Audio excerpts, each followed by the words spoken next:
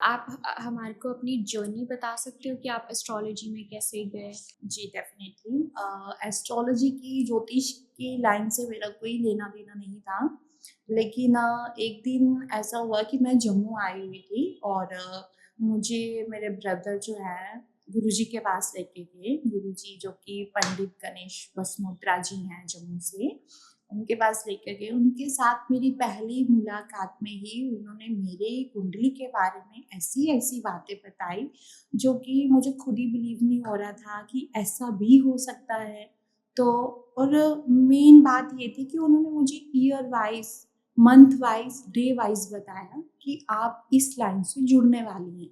तो मैंने ना इस बात को बहुत लाइटली लिया कि ऐसा नहीं हो सकता।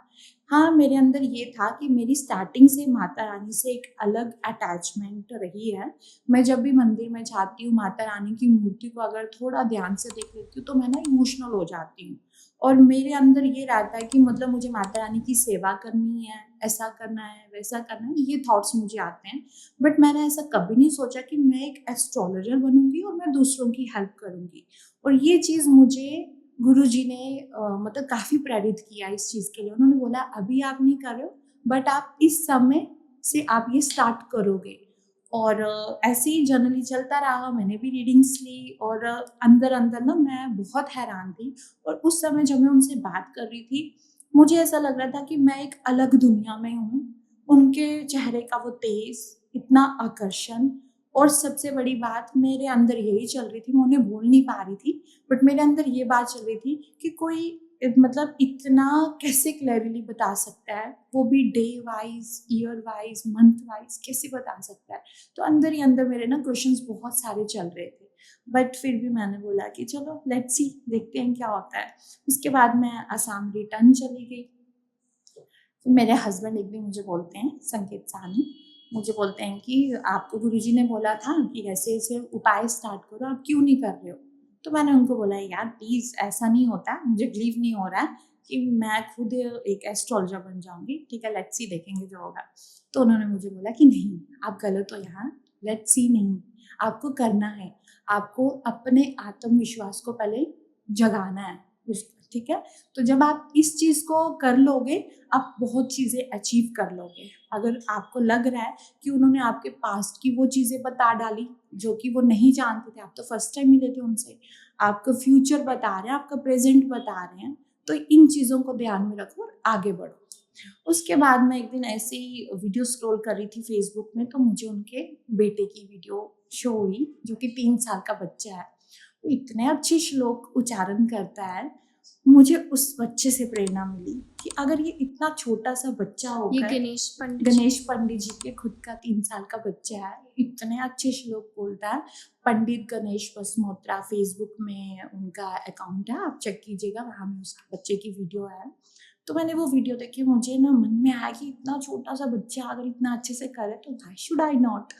तो देन मैंने क्या करा कि मैं सडनली उठ के बैठी और मैंने बोला कि मुझे पढ़ना है, मुझे करना है।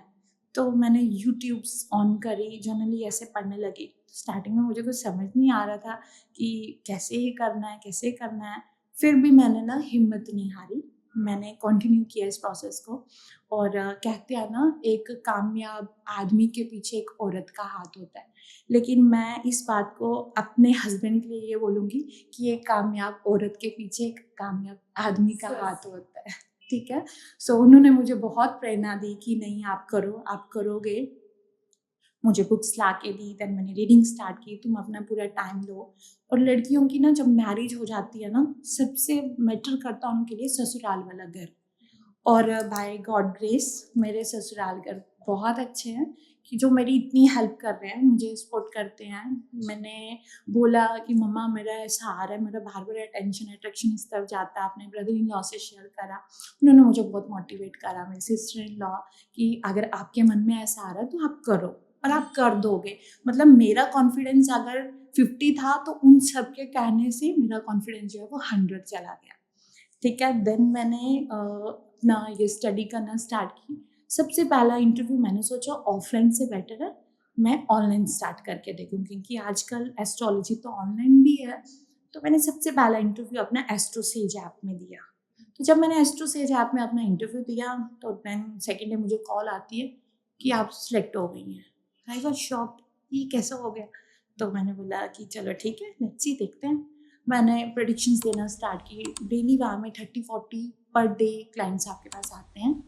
जब मैं प्रेडिक्शन दे रही हूँ, उनके रिगार्डिंग बता रही हूँ, मुझे पता चला कि धीरे-धीरे मुझे वाक सिद्धि हो गई है। ओके। क्योंकि ऑनलाइन मैं उन लोगों को जानती नहीं हूँ, कभी मिली नहीं हूँ और उनके बारे में ऐसी-ऐसी चीज़ें कुछ सामने आ रही हैं, जो कि मुझे खुद भी गूज़बम्प्स आ जाते थे कि कैसे हो सकता है ये? वाक सिद्धि का मतलब? वाक सीधी मतलब कि आपने किसी को कुछ बोला और वो चीज़ हो गई, ठीक है? ये उनकी लाइफ़ में वो चीज़ होगी या होने वाली है। तो ये होती है वाक सिद्धि, ठीक है? और इसी के साथ-साथ देन मैंने और आगे एस्ट्रो सेज के साथ कंटिन्यू किया। काफ़ी अच्छा रहा मेरा वहाँ। देन मुझे एस्ट्रो टॉक से ऑफ़र आया। देन मैंने एस्ट्रो टॉक को स्किप करके एस्ट्रो टॉक जॉइन किया। इसी के साथ-साथ शादी.com, देन उनका अपना एक ऐप है एस्ट्रो चैट बोलकर शादी.com का, मैंने वो जॉइन करा, मैंने वहाँ भी करा। देन उसके साथ एस्ट्रो योगी एंड जय मदान जी का ऐप है, वहाँ भी मैं कर रही हूँ। मतलब ऑनलाइन जितने भी अच्छे-अच्छे ऐप्स हैं, उन सब में आपको मेरा जो है दिखेगी प्रोफ़ाइल।